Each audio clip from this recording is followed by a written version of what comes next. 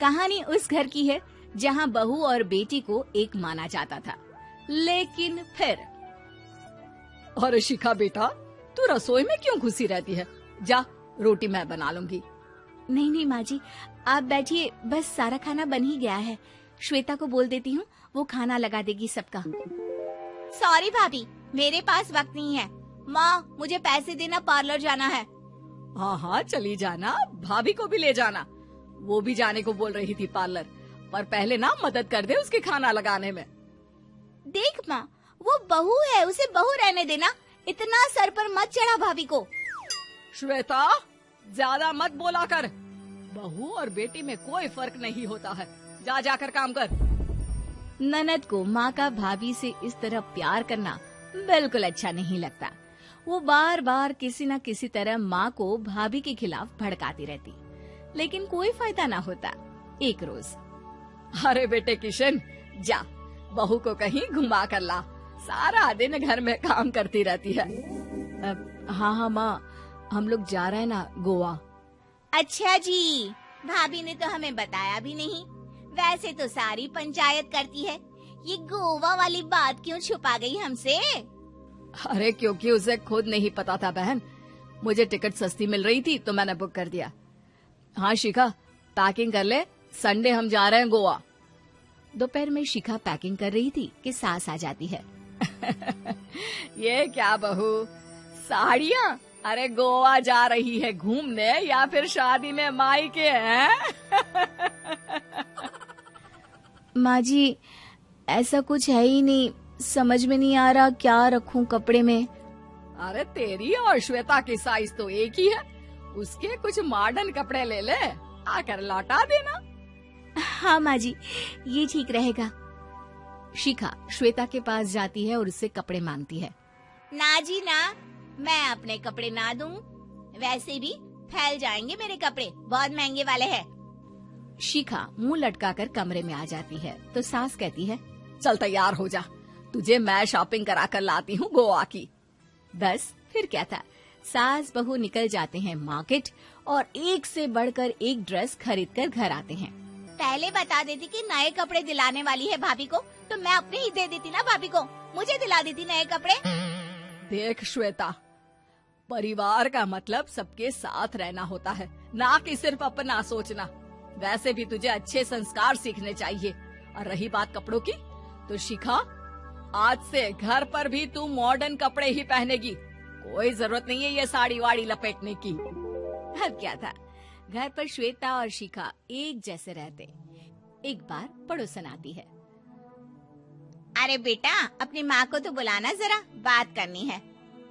शिखा सास को बताती है और रसोई में चली जाती है। ये आपकी बेटी बहुत बड़ी हो गई है, इसके लिए एक रिश्ता है, कहो तो बता दूं। ये बेटी नहीं बहू है, घर में सब एक जैसा ही रहता है। वैसे मेरी बेटी भी बड़ी हो गई है, कोई रिश्ता हो तो जरूर बताना। पड़ोसन रिश्ता लेकर उन लोगों के घर आती है। तब श्वेता की होने वाली सास कहती है, तो ये घर है, कितने मंजिल का है? और ये बहू ने आपकी क्या पहन रखा है, जीन्स टॉप? अरे भाई, साड़ी वाड़ी नहीं है क्या इसके पास? देखिए, सर्दी है तो साड़ी में बहू कैसे मैनेज करती, वैसे पहनती है साड़ी भी। देखिए, हम लोग ठहरे पैसे वाले लोग, कोई कमी नहीं है हम लोगों के पास पैसों की, बहुत पैसे हैं, जमीन, नौकर चाकर, कार, सब कुछ है, लेकिन घर में संस्कारी बहू चाहिए, समझ रही है ना आप? सास कुछ कहती कि श्वेता बोल पड़ती है, हाय रे, नौकर चाकर से लेकर जमीन, कार, पैसा, हाँ, मुझे रिश्ता मंजूर है मुझे। अरे रुक जा श्वेता, मैं बात कर रही हूँ ना। देखिए, हम लोगों के घर इतनी आजादी नहीं मिलेगी। अरे हाँ कर देना माँ, हाँ कर दे जल्दी से। सास क्या करती, बेटी की शादी ऐसे घर में कर देती है जहाँ ना उनके विचार मिलते हैं और ना ही आचार। शादी के बाद एक रोज फोन पर, श्वेता बेटा, एक बार घर आ जा, बहुत दिल करता है तुझे देखने का। माँ, वो घर पर बहुत काम होता है, कैसे आऊँ? बड़ा घर है, लेकिन आने जाने वालों की लाइन ही लगी रहती है। बेटा, मैं तो जानती थी उस घर का हाल। लेकिन तू ही नहीं मान रही थी। माँ देख, हर घर का यही हाल है। तेरी बेटी को यहाँ घूंघट हटाने की परमिशन नहीं है और एक तरफ भाभी स्कर्ट पहनकर घूम रही है। बेटा, मुझे क्या पता था कि मेरी बेटी को ससुराल के नाम पर पिंजरा मिल जाएगा। अच्छा माँ, फोन रखती हूँ, सास को गर्मा गर्म रोटी खिलानी है। तुम लोगों की तरह नहीं कि एक रोटी बनाओ, एक सब्जी बनाओ, फिर सारा दिन फ्री होकर घूमो। सास फोन तो रख देती है, लेकिन सोच में पड़ जाती है कि एक तरफ बेटी जिसे कोई आजादी नहीं, वहीं दूसरी तरफ बहू जिसे देखकर लगता ही नहीं कि उसकी शादी भी हुई है। अगले रोज। शिखा, अरे ओ शिखा। हाँ माँ, क्या हुआ? कुछ चाहिए आपको? मैं जिम जा रही थी। जिम के कपड़ों में बहू को देखकर सास को घूंघट में अपनी बेटी का ख्याल आता है। देख बहू, घर में बहू की तरह रहा कर। इतने टाइट कपड़े पहनकर जिम जाना पसंद नहीं मुझे। जा जाकर रोटी बना। रोटी? माँ, अभी तो शाम की 6 बजे हैं, इस वक्त रोटी? अब क्या मेरे खाने पीने पर भी पहरा है? अरे जब मर्जी तब मैं अपने घर में खा भी नहीं सकती क्या? बहू को अजीब लगता है। वो समझ नहीं पाती कि जो सास कल तक इतनी सपोर्टिव थी, उन्हें अचानक से क्या हो गया। वो किचन में जाती है, गरम रोटी के साथ 2 तरह की सब्जी, रायता, सलाद सब लेकर सास के पास आती है।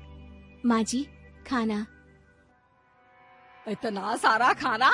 राक्षस समझा है क्या मुझे? रोटी मांगी थी मैंने गर्मा गर्म बस। पर माँ जी, रोटी खाती किससे आप? सब्जी तो बनानी थी ना। अरे भूख मर गई मेरी तेरी बहस से। जा जाकर काम कर, अंदर पूरी रसोई साफ कर। बहू अंदर चली जाती है। थोड़ी देर में श्वेता घर आती है। अरे शिखा, जल्दी से चाय ला, पकवान बना, मेरी बेटी आई है। अरे नहीं नहीं माँ, ड्राइवर बाहर खड़ा है। मैं तो घर का कोई सामान खरीदने के बहाने यहाँ आ गई हूँ, मुझे जाना होगा। अरे बेटा, पर कितने दिनों बाद देख रही हूँ तुझे, रहने आ जाना 2-4 दिन के लिए। आ जाऊंगी माँ, जब मेरी सास मरेगी तब। मैं तो रोज मन्नत मानती हूँ कि मेरी सास मर जाए तो अच्छा है। अच्छा चल, जा रही हूँ माँ। हे भगवान, कैसे कैसे दिन देखने पड़ रहे हैं मेरी बेटी को। सास अंदर जाती है, जहाँ श्वेता की जिम वाली सहेली का फोन आया होता है। क्या बात है, आज जिम नहीं आई? अरे पता नहीं यार, आज माँ को क्या हो गया अचानक। पर खैर कोई नहीं, लगता नहीं कि मैं अब जिम आ पाऊंगी। शिखा स्पीकर पर बात कर रही थी, जिसे सास सुन रही थी। यार, ये सास ना होती ही ऐसी है। मैं तो कहती हूँ बुढ़िया जल्दी मरे और तू आराम से जिए। शिखा को सहेली की बात पर गुस्सा आ जाता है। माँ के मरने की कौन सा बच्चा दुआ मांगता है मोहिनी? आगे से ऐसी बात मेरे सामने मत करना। हमारे घर की शोभा ही माँ है। क्या हुआ जो थोड़ी सख्ती दिखा रही है? उसमें भी कोई ना कोई उनकी भलाई ही होगी। मैं तो कहती हूँ भगवान मेरे जैसी सास सबको दे, जो सिर्फ माँ की तरह है। सास वाली तो कोई बात ही नहीं है उनमें। सास ये बात सुन रही थी। उनकी आंख में आंसू आ जाते हैं कि क्यों वो बेटी की किस्मत में बहू को भी भागीदार बना रही थी। शिखा, अरे ओ शिखा, क्या हो गया? जिम नहीं जाना क्या?